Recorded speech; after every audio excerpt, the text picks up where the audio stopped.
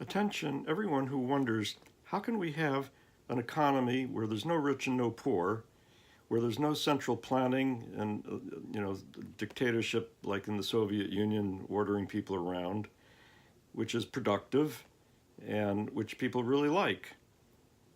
Well, here's how. It's not complicated. It's called a sharing economy in an egalitarian society. And the sharing economy is based on the idea that people agree with mutual agreements to share according to the principle of from each according to reasonable ability, to each according to need or reasonable desire, with scarce things equitably rationed according to need. By the way, this was done in 1936 to 1939 in about half of Spain, where revolutionaries who called themselves anarchists were in control until they were defeated by the by the fascist General Franco.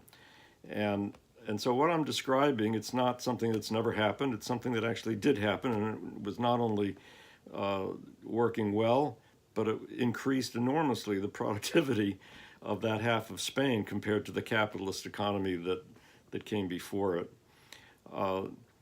So the sharing economy is basically where you have a local community, which I envision as being about the size of a zip code in the United States, having a local assembly of all the people who support the idea of no rich and no poor equality and mutual aid. In other words, people who have those egalitarian values, whether they've heard the word egalitarian before or not. And that local assembly is the sovereign authority. There's no higher body. There's no central government that can order to do this or that. And within a local community, people who agree to share according to this principle, from each according to reasonable ability and so forth, do so with no exchange of money involved. That people take what, if they're a member in good standing of the sharing economy, they can take what they need for free, take what they need or reasonably desire for free, or have scarce things equitably rationed and have an equal ability to get scarce things that way.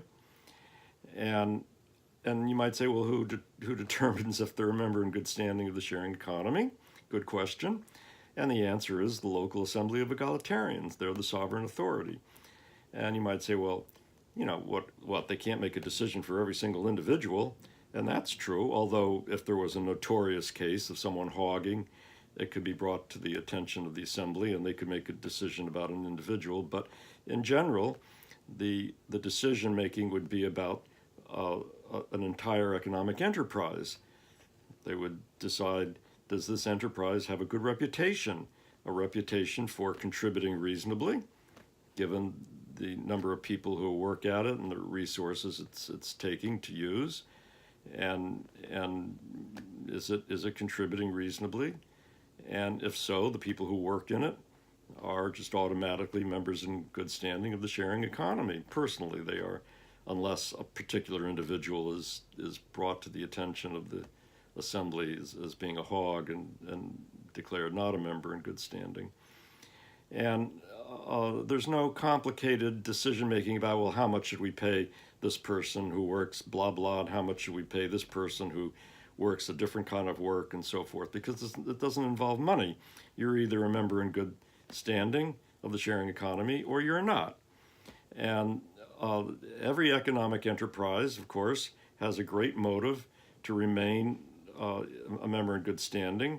And that means that if anything threatens its reputation for not contributing reasonably, it will try to do something to change things. So if there's a particular department in a hospital that's got a bad reputation, the hospital people will go to that department and say, look, you're giving us a bad reputation. It's threatening our status as members of good standing. Shape up. And it works both in the downward direction of say, the hospital going to a particular department or even a particular doctor or nurse if necessary. And it works in the upward direction where local assemblies using voluntary federation send delegates to meet with delegates from other local assemblies to to develop mutual agreements about how to share with many local assemblies sharing with each other. But if one of the local assemblies decides that it doesn't want to share with some other local community because they're not contributing reasonably, they can simply say, hey, if things don't change, we're going to leave this mutual agreement and not share with them. And so that puts pressure in the upward direction for other local communities to keep a good reputation amongst each other, and that works upward even to the level of mutual agreements that could encompass the entire planet. So if you want to read more about this, I would urge you to look at the articles, the URL to which is posted below this video. Thank you very much.